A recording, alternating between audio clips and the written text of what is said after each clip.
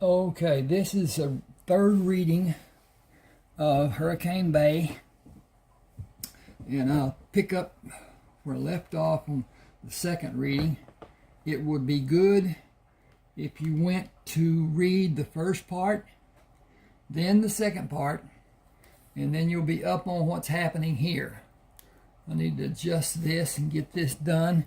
I've got a offer I want to give everyone who may want. If you want this book or any of the 30 ebooks that I have published, shoot me an email. There's the email address is at the bottom of that book cover print, and then send me your email telling me what you want, and I will make an adjustment and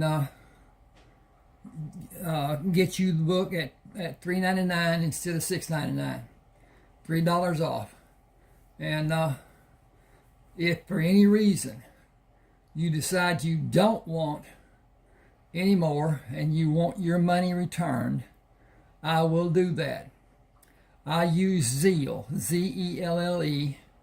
It goes from email address to email address, even though it's bank to bank. The identification is your email or my email, and it's just like writing a check, but it's digital and it's quick. It's done in 3, 4, 5 seconds.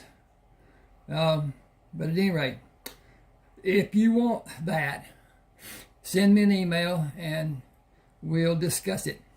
Okay, I'm going to go here and anyway, they found the crime scene and it's a mess and so forth. But anyway, I'll start here now. Clay said, "Better safe than sorry. I need a few favors, Doc." Doc was talking about having these guns. You're starting early. It isn't going to cost you anything. You may be able to help me solve this case. You have a case? Caldwell said it was a suicide.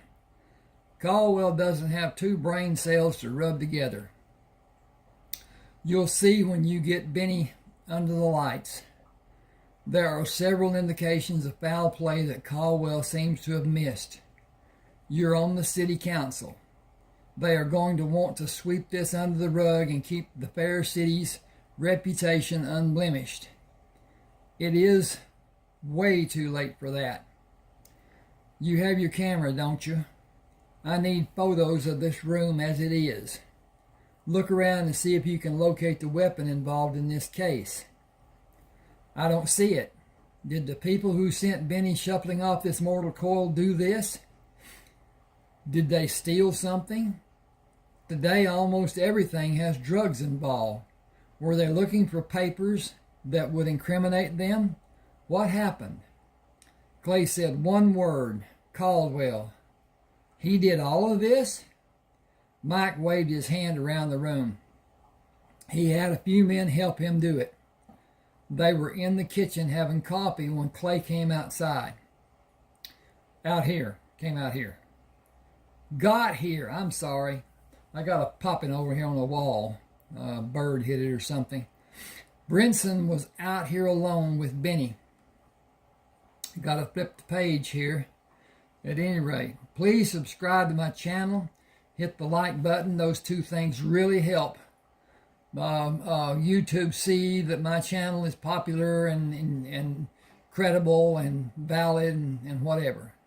The AI does those locations and that's what it looks for, and so all of us, I think, don't understand the AI and the process and whatever, but when you look at your computer, that's artificial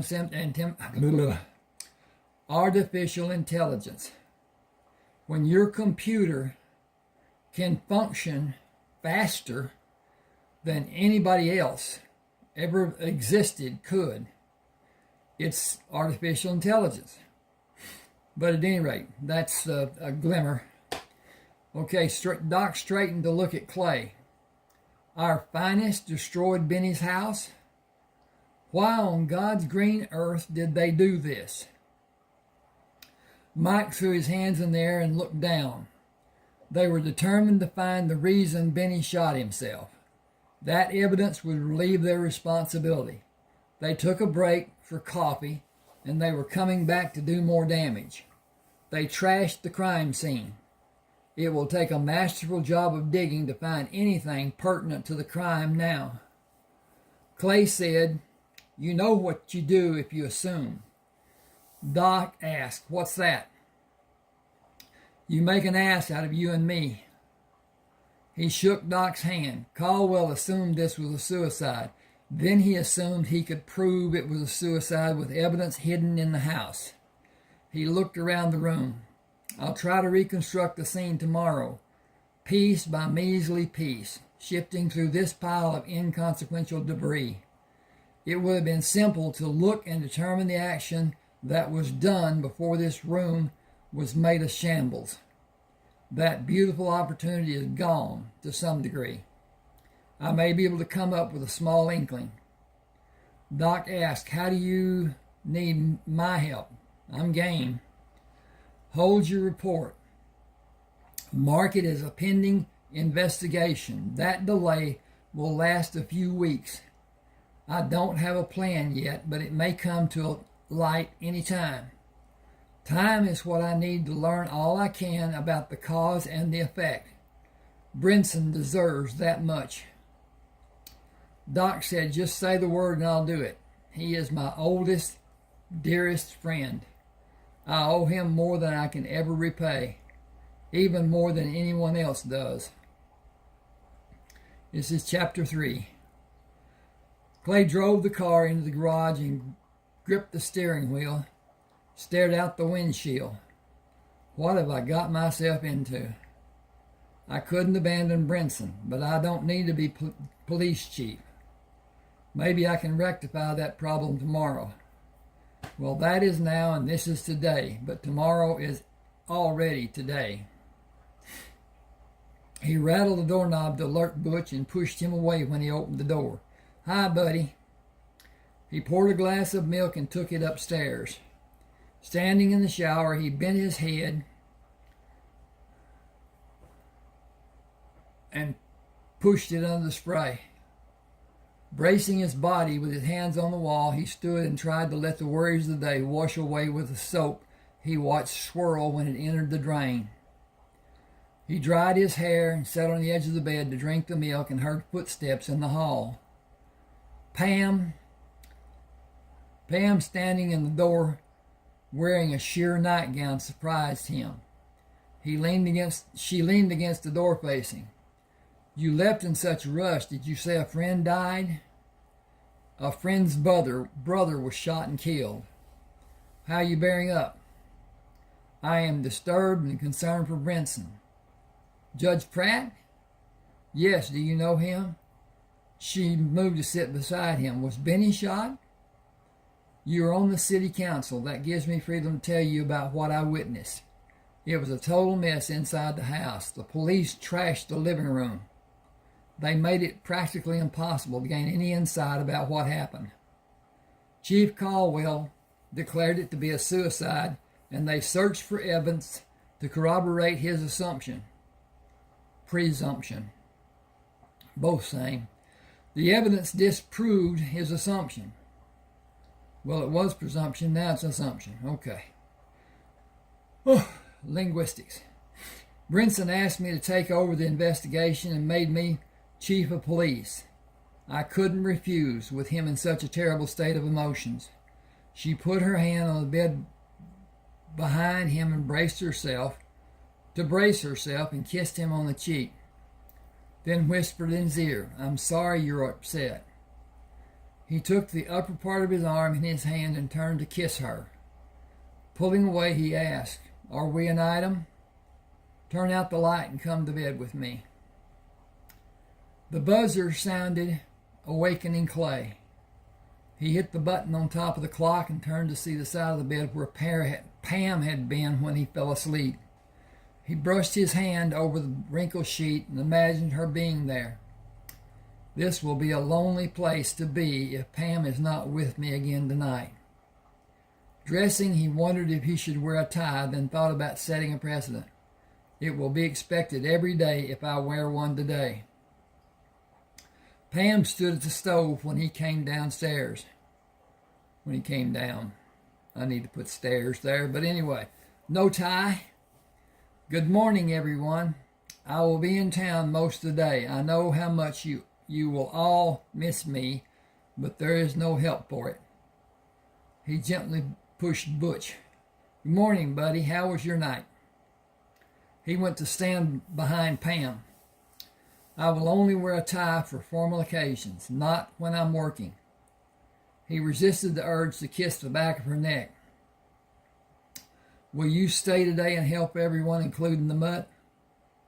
I will, but the mutt is the only one who'll need my help. Did you sleep soundly? I missed you when the alarm went off. I slept better than I have in years. Can I make an announcement? There isn't a need. They all know where I spent the night and why I did it. We are not simply an item. We are the only item. I made a commitment last night. He kissed her on the back of the neck. We both did. Coffee is ready. These eggs will be in a quick shake. He moved to the coffee pot. Can I warm anyone's coffee? Tony snickered.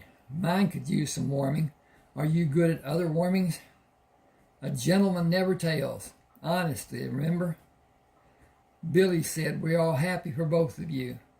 He held the coffee pot and leaned against the cabinet. I'm not going to take time to spend, turn the page, with the crew during this morning in the coming weeks. I'm not going to have time to spend with this crew during the mornings in the coming weeks. I'll try to have the afternoons free, and I'll demand to have evenings free. Being police chief doesn't require much time usually. Today and the following days will be different because I'll be busy. There's no help for it. Dispatch will be able to reach me if someone should find they have a need for me. Pam said, my car is ready for me to bring home. Can you be my chauffeur? It will be my pleasure. I need to be at the station around 8. This is later. I'm going to take a break here just a second. Check on this, see if it's working okay, if everything's copacetic.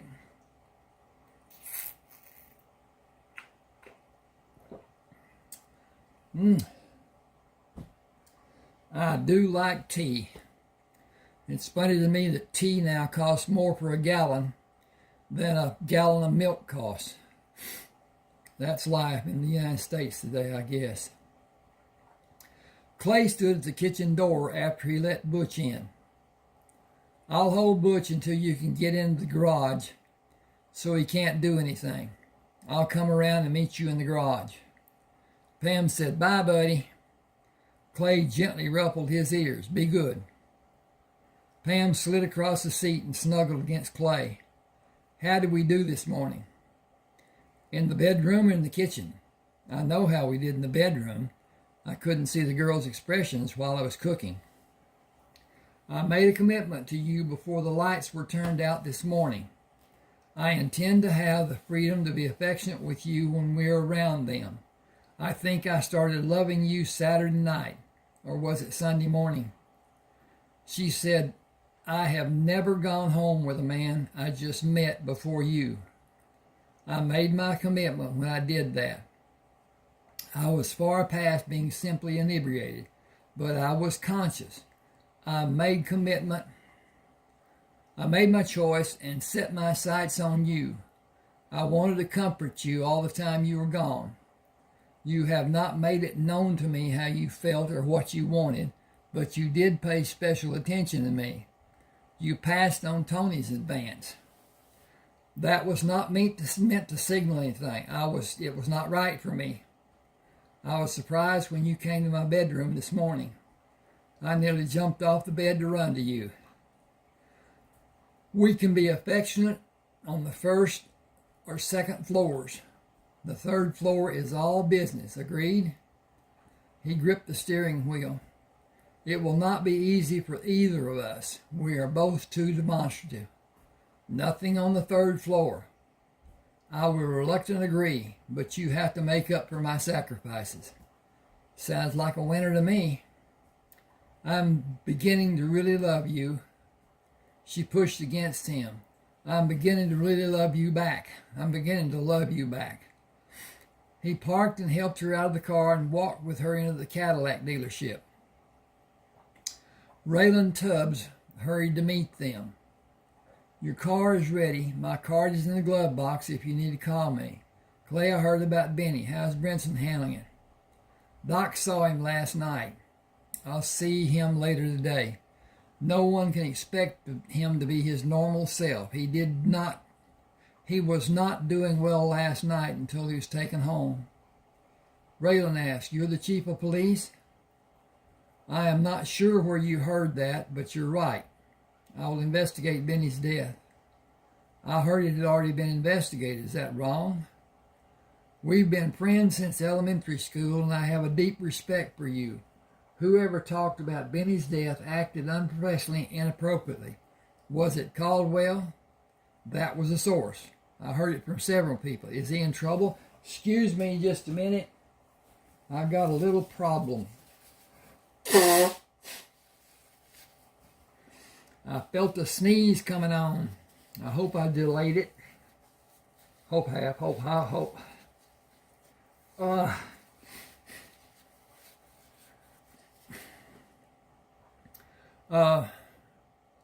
He disclosed official police business about a pending case. I can't talk about it because it is pending. Do me a solid. Leave it between me and you. Done. I thought you should know. Thanks, Ray. I need to leave. Everything will come out in the wash, is the old saying. He hugged Pam. I'll see you tonight. Kiss me goodbye. It is how we will always part. No goodbyes, friendly parting kisses. One that say I love you. He leaned forward for her to meet him with her kiss. Oops, didn't get the right page dunked. See you later, Ray. Ray said, You lucky dog. See you later. The men were sitting around the briefing room when Clay came in. What are you doing? It's a regular day. Get to work. Officer Jerry Price, you will assist me today. We will be investigating the Pratt crime. It was a suicide. Caldwell, you will have 2 weeks severance pay. Leave your badge and weapon. If I hear of anyone talking about police business, the termination will be without compensation. He pointed the door. Caldwell, hit the bricks. I've been here 7 years. You have not been discreet. You have not been efficient. You have not been effective. You have been fired. I will personally lock your sorry ass in a cell if you're not out of here in less than a minute. Give me the badge and the gun. But first, if you please. Your license has been revoked. Stay away from police business. Give it up and get out. He took the badge and the gun. Everyone wait until Mr. Caldwell leaves. I have one more thing to say. He followed Caldwell to the door and watched him leave the building and turned to look at the others in the room. You will not have contact with Mr. Caldwell in any capacity, social or professional. Cecil Davis stood up. He is my friend. You can't tell us who we can talk to when we aren't working. Bill Evers said, That's right. We still have constitutional rights.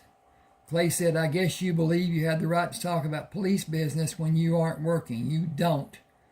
You two will not have anything related to police business to talk about. You will receive the same severance pay as Caldwell. Just leave your badges and gun in the chairs nearest you. Be careful how you do it. He looked at the other men individually. Will you perform your regular duties or leave your guns and badges? We are all grown men. We will all act like we are proud to serve and we will exercise discretion in our service. Is that clear for everyone? Tommy Bain says, I have waited for this day for 3 years. Maybe I can hold my head up and be proud I am a policeman instead of someone's lackey. I'm going to work. Good to have you, Chief. Jerry said, can we talk about Benny? That is what we will be talking about this morning and part of this afternoon. We are going to reconstruct the scene if it's possible. Dean Bates asked, may I go? Get your glad rags on. We need to take everything we will need, including water. We will not cause more damage to the Pratt house. Dean, please sign for a camera. Jerry, get kits for each of us. Who is dispatching? Dean said, Linda Freeman. We'll take 2 cars. I have the house key. Have either of you played Twister? Jerry said, I have. I will instruct you before we go inside the house. I'll see Linda and meet you at the car. He opened the door, looked around the room, and waited for Linda to acknowledge him. I'll be at Benny Pratt's house if you need anything. Dean and Jerry will be with me. You fired the 3 Stooges? He laughed. We are going to enjoy our time together. She said, can I have freedom from being behind this desk? I don't mean all the time necessarily, but sometimes. I am competent in doing any type of field work. I'm happy to have a regular paycheck, but you know the but factor, right? Hang on a second here if I can get this cursor to come around. Ding, ding, ding, ding, ding. There you go. Okay, that says it should be one word instead of hyphen. Okay.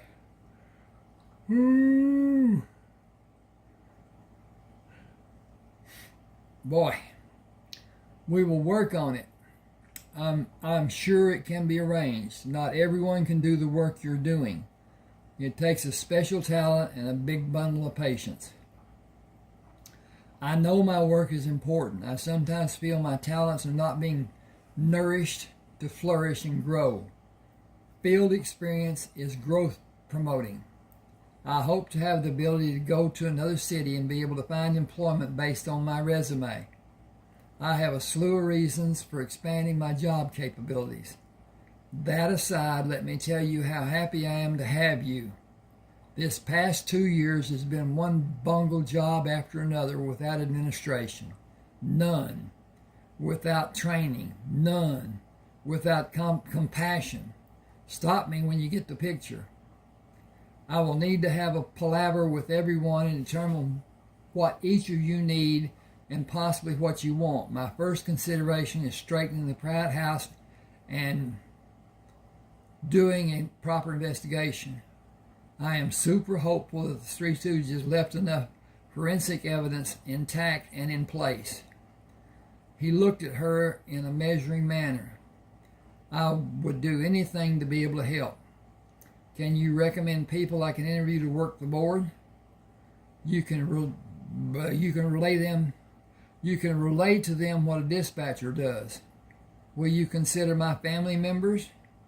Will you consider your family members as trainees? Absolutely. Get applications filled out and school them on dispatching.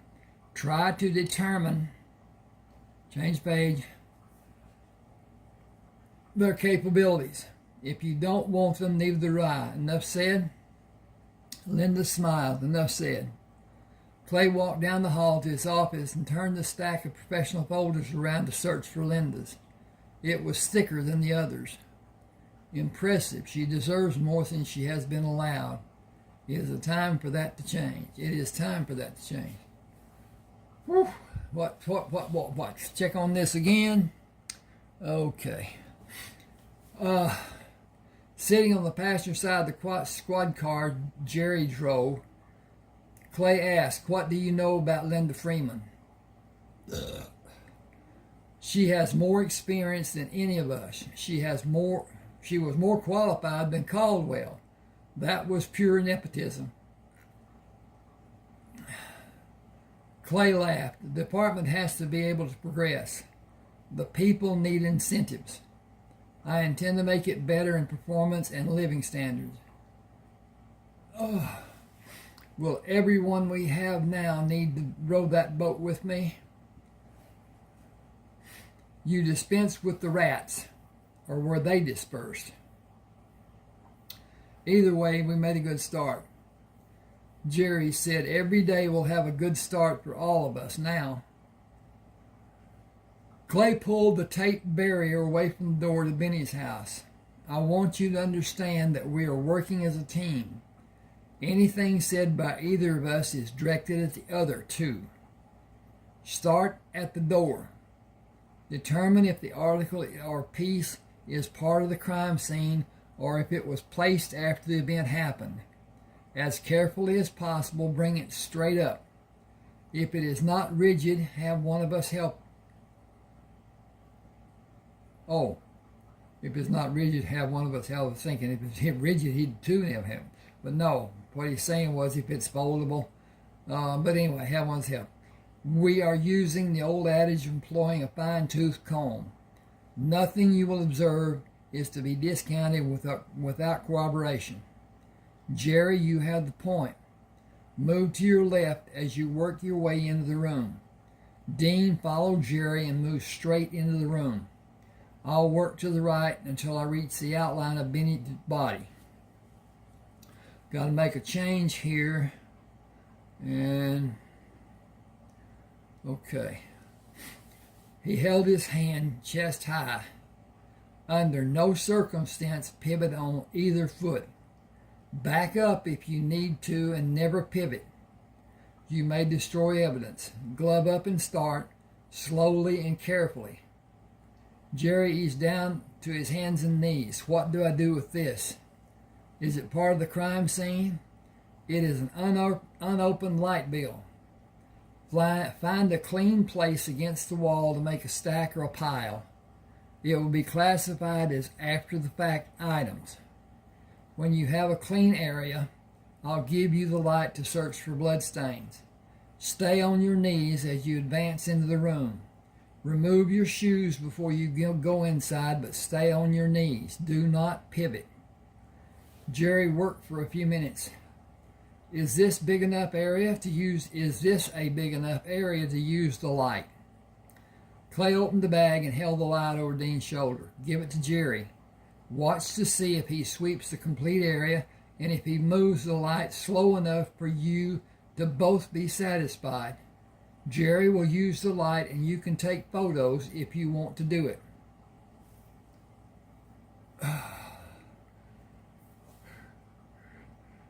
I'm not going to make this, I don't think. I think it's Betty by time. Excuse me just a second.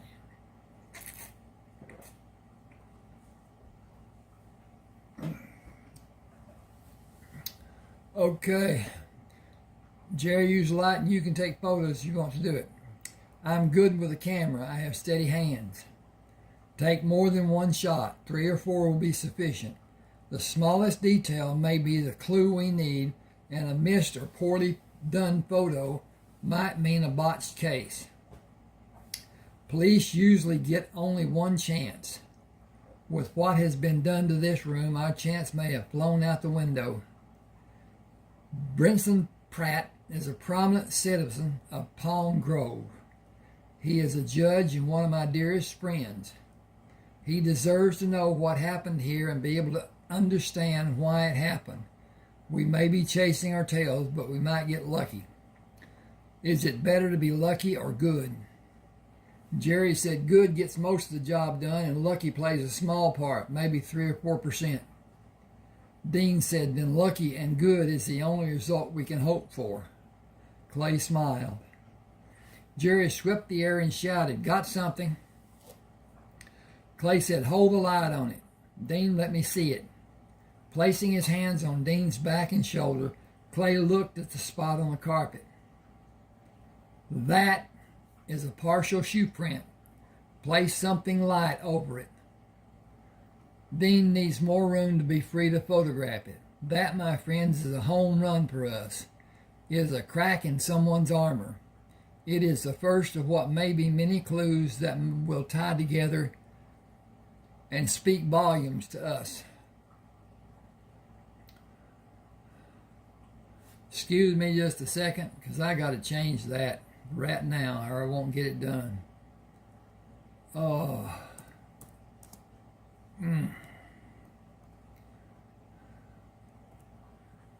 Okay. Now then, this sentence should have read, "It is the first of what may be many clues that will be tied together and speak volumes to us." Okay. I got to go up here on File and hit File and hit Save As and hit Save, and we're done with that part.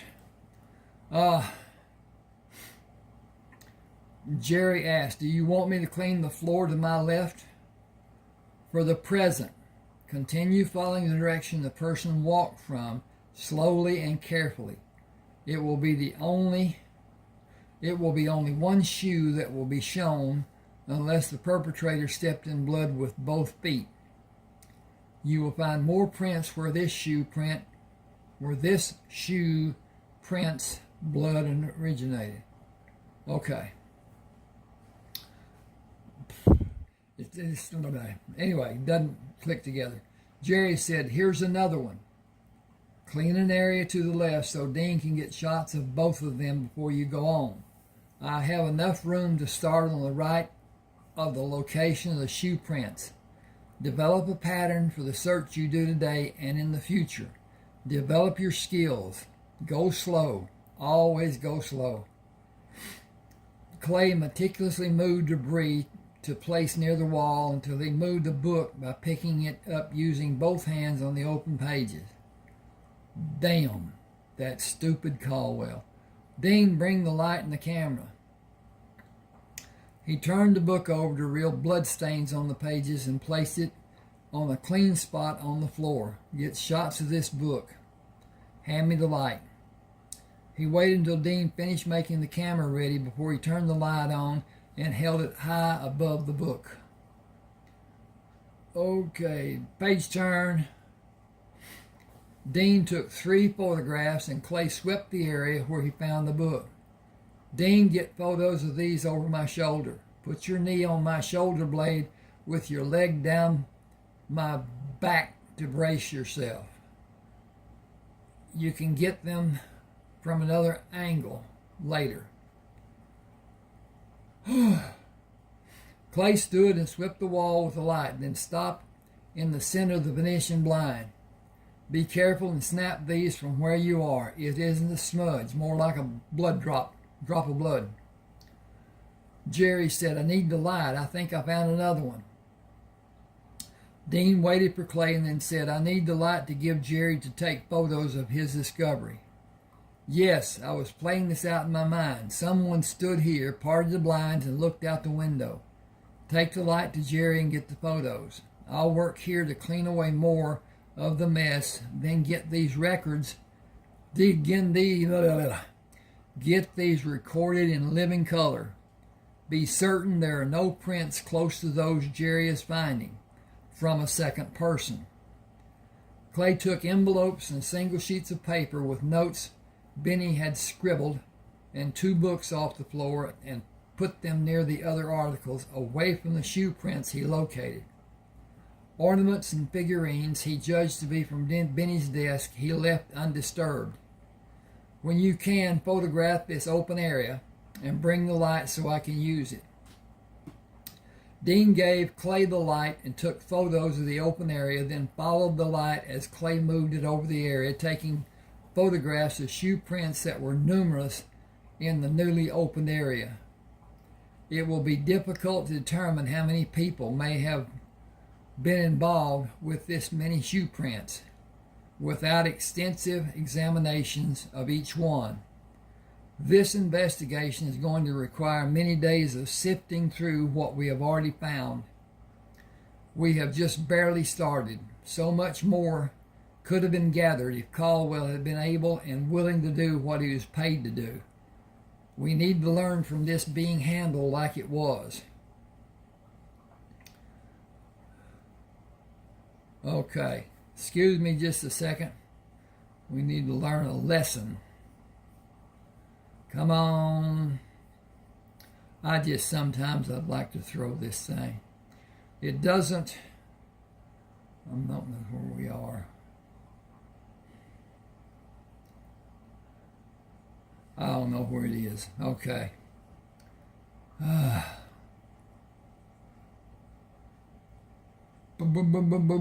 still here. I'm just looking for where.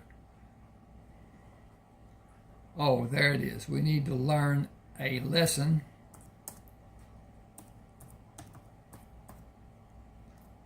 From this being handled like it was. That's more better than just learn. Jerry called Dean. I've got new territory for us to look at. This is looking better and better. So far, only one set of shoe prints left the house. Clay cleaned the area between his and Jerry's assigned areas without a new discovery, then went back to open more of his original discovery space. Dean asked if Clay had more film. I brought 3 additional rolls. Don't be concerned with saving film. Get every scrap of evidence you can possibly can. One small detail might tell us what we need to know. One conclusive piece of evidence could matter more than all the rest that might give us nothing. Time to flip the page.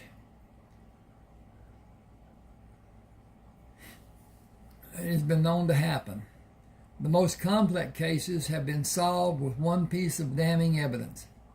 Others have been abandoned because the final piece or pieces were not discovered.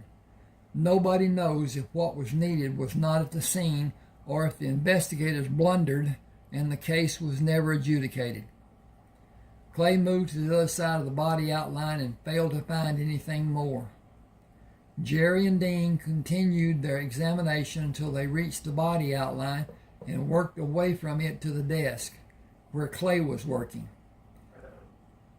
He stepped back from examining the top of the desk, photographed the desk in close proximity, covering small areas and then from a distance. Be careful on this side of the desk. More attention needs to be given on this area. I'll work in my own. I'm skipped up here. I'll work in my area until I get to the door. You can learn. Wow. Excuse me. I'm sorry. You can clear this area and move into the corner. That will conclude our work to this room. We have worked past lunch. It is almost 1 o'clock. Jerry said, I've been concentrating on doing the discovery work and I'm not feeling hungry. I finally feel like I'm making a difference.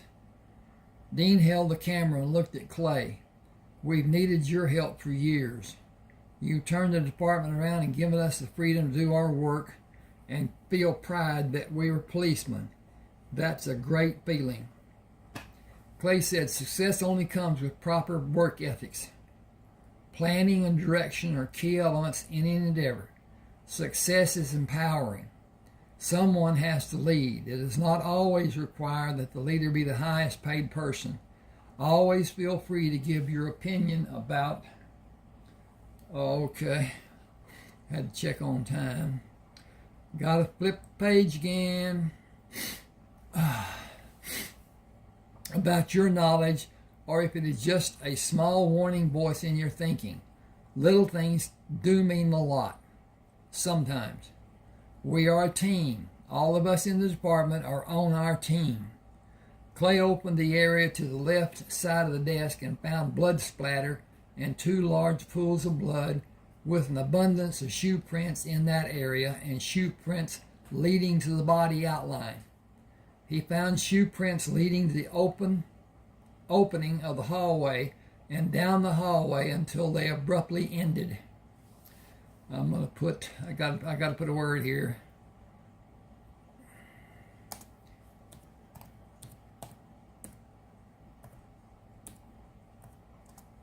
Okay. He removed his shoes. The shoe... Oh. He's talking. I didn't see the print. Oh, there. Yeah, anyway. He removed his shoes. The shoe prints end here. He must have removed his shoes. He continued down the hall while Jerry and Dean looked through each room in the house. They mutually agreed there was nothing more they could do. It is 15 minutes until 3. I need to see Judge Pratt. Put the equipment in the squad car and take the film to the lab. Remind those people of their need for silence about the evidence. One slip could ruin any chance we might have. Be as empathetic as each of you can, using discretion. Be firm but fair. Jerry repeated his words, firm but fair. That could be our motto. That sounds like justice will be accomplished for everyone. Dean said, that's why we serve. Clay smiled and tossed the house keys to Jerry. Finish and lock up. Do your reports and remember to remind everyone that this is not to be discussed. We will not talk until we are all sure no one outside the department is able to hear. Okay, this goes on to chapter 4. And I could read a little bit. I need another drink. Throat's getting raspy.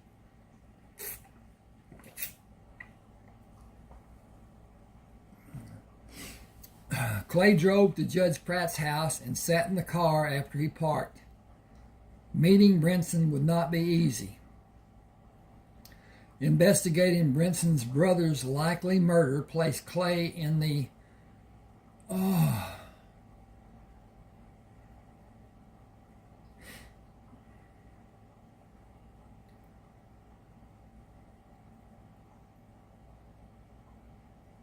Investigating Brinson's brother's likely murder placed Clay in the position of absolute acclaim for his success or absolute condemnation for anything less than success. The only hope he had was the public knowledge of Chief Caldwell's incompetence, undermining the investigation. Clay could direct his people to remain silent about the investigation. He could not stop anyone who might relay the knowledge of events that happened last night. The whole city would come to know about the night in detailed accountings. Moving slowly up the walk, he decided to continue treating Brinson as the friend he had known so long and not as a grieving victim. Page turn. The housekeeper answered the door. Judge Pratt is in the study. Thank you, I know this house. He knocked on the door frame. This is a friend visiting an old friend. I came to check on your wellness. Brinson motioned for him to come to the desk. I need help just to sit here. I'll forgo trying to stand. Doc gave me some powerful tranquilizers last night and again this morning. I couldn't play a hand of poker if my life depended on it. How are you holding up? I'm tired. Not much sleep last night and the morning turned into an afternoon. Mighty quick. How's your head? That was a dirty trick you pulled on me. You didn't drink anything. Thank you for doing it. I need to know about Benny. You know you can trust me to be discreet. You also know you're not part of the legal aspects at this time. I can only disclose a small bit of information. I will tell you I am confident I will discover what happened and who was or was not involved. I have one question pressing me right now. Are you...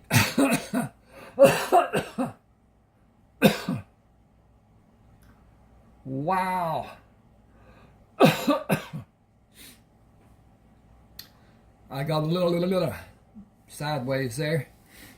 Are you stable to the point of being able to answer? What did you find? I will appreciate you not expecting my answer. I am the chief of police under your order. As such, I am not your friend. I came here as your friend. If you allow me to stay as your friend, I need a break. I need to find this doggone.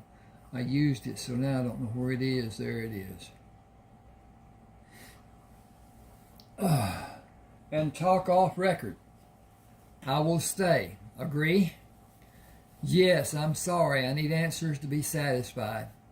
As your friend, as the chief of police, I have no answers.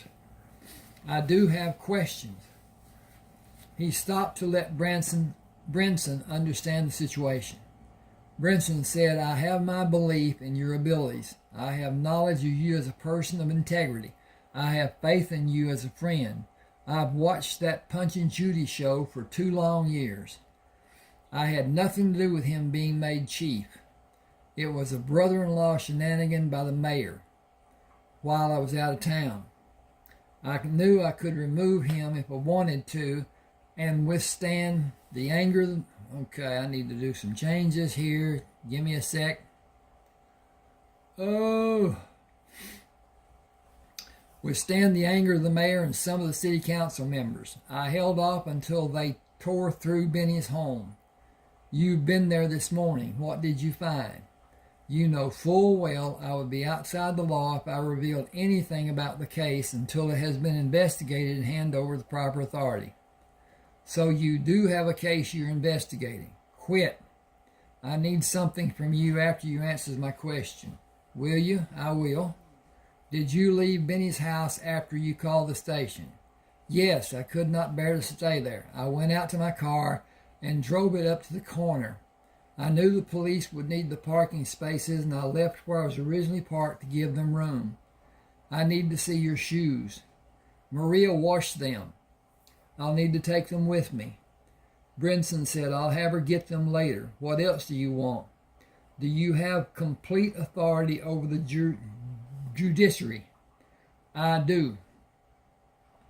Will you give me your backing in doing the job you gave me? Absolutely.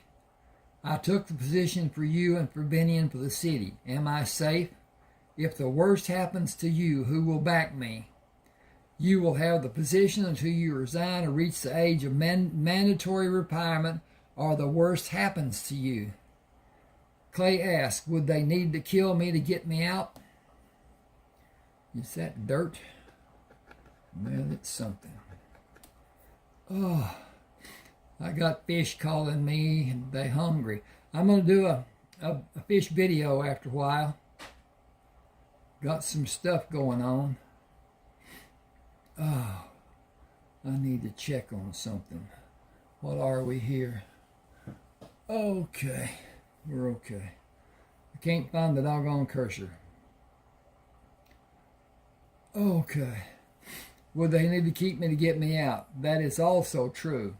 Did Benny commit suicide? You know he didn't. Then tell me. I have. I will run the police department as near the guidelines as possible. I want your assurance that the people I direct will not face repercussions if they follow my instructions.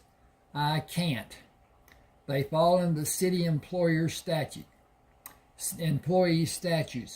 My making you chief of police is a state matter. Make them my assistants. We are all paid by the city. In part you are. The retirement is state-based. Then I'm the only person who can legally hire and fire my people. Brinson said they can be reprimanded and their activities can be recorded in their files by order of the city council, but you the only authorizing authority. You can approve or reject the council's recommendation in all matters pertaining to your office and the execution of their responsibilities. Your office is the only authority over the department's performance of individual duties. That's all I need to know from you today. Raise your hand. Do you solemnly swear to uphold the law and the execution of your duties as patrolman for the police department in and of the city of Palm Grove, Orange County, South Carolina? What are you doing? Clay said, say you do. Okay. Hope I'm on. I do. Benny did not commit suicide, Officer Pratt. As a working police officer, you have authority over the investigation of the cause of death of Benny Pratt. You can have knowledge of and updates of all evidence and proceedings involved in the investigation. You also have the responsibility to guard and protect all the information you may be privy to. I promise you I will discover all the facts about Benny's death, by hook or by crook, inside the boundaries of the law as it may be stipulated. Work with me and give me the opportunity. I will, totally. I will not be on the job 24 hours a day and 7 days each week. I need an assistant chief of police. Oh my Lord. Will you pick from the illustrious pool of, who will you pick from the illustrious pool of talent? Linda Freeman. Who is she? She is performing the duties of the department dispatching. Brinson said, I don't know her or anything about her. She is my choice. Good enough? You're the chief of police. You have to stand by your official duties. Linda Freeman is the assistant chief of police. Have my credentials and hers recorded, and we will assume the positions. I'm going to ruffle some feathers. I would expect you to do that. Sign several open subpoenas and directives and vouchers. I'm going to handle internal affairs myself. Linda's duties will be covered by another employee in a few days with paperwork. A satisfactory physical followed by readiness testing. That will bring the employees to full complement as it was before this morning's actions were required. Brinson said, you moved quickly. Contrary to popular belief, they are the ones who move quickly. I have one more item of business to perform before I leave town. And James Bay. That is going to be a sticky wicket for the city council. You must live inside the city limits of Palm Grove. I have that covered too. I'll leave it for you to handle. I'm sure you will. Thank you for setting things right.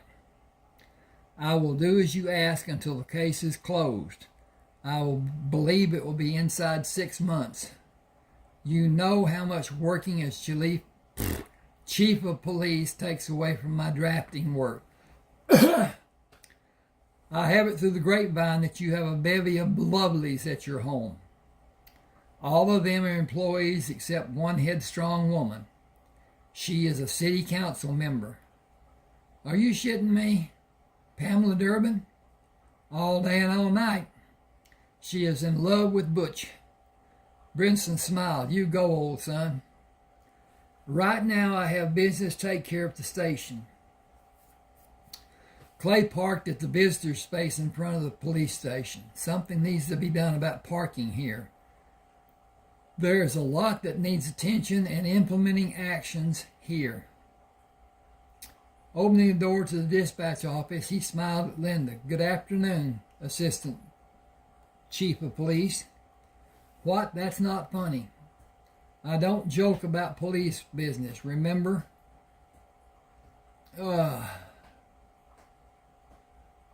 There needs to be a lot. Okay, I don't go there. Okay. Where are the financial records kept? Locked in the evidence room. Do you have keys and one of them fits the evidence room door, one fits the file cabinet lock? I marked each key with etched numbers. With an etched number. Have someone relieve me and I will help you. Get someone and meet me in my office. I hope we are in time to rectify the theft.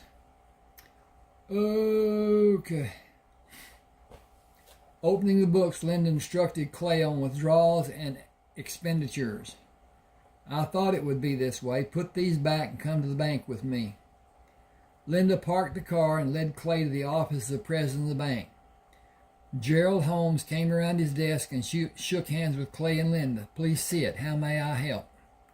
Clay pushed a small sheet of paper across the desk. Take all the funds in the second account and put them in the first account. I'm afraid I have no authority to do that. Call Judge Benny Pratt. Will his demand be met? Gerald held a piece of paper. I can freeze the account on his authority. It's a matter of urgency. I cannot elaborate. Please call Brinson. I have his home telephone number. Gerald picked up the telephone. Please tell me the number, slowly. Hello, Judge Pratt. May I put you on speaker? Chief Myerson is in my office with police business. Follow his orders as if I gave them to you. Yes, I will. Clay leaned closer to the telephone. Brinson, have Caldwell's account on this bank frozen. Brinson said, Gerald, you have my directive to do it. Charges will be filed tomorrow. Clay, arrest him. Gerald, I know you are cautious about privacy. Thanks for doing this. You just saved Palm Grove a bunch of money. Clay, stop by after work. Come out to the house for dinner and some eloquent conversation. Butch hasn't seen you in weeks. Okay, I'm going to bust off right here. Please subscribe to my channel and hit the like button. Those two things help me so much.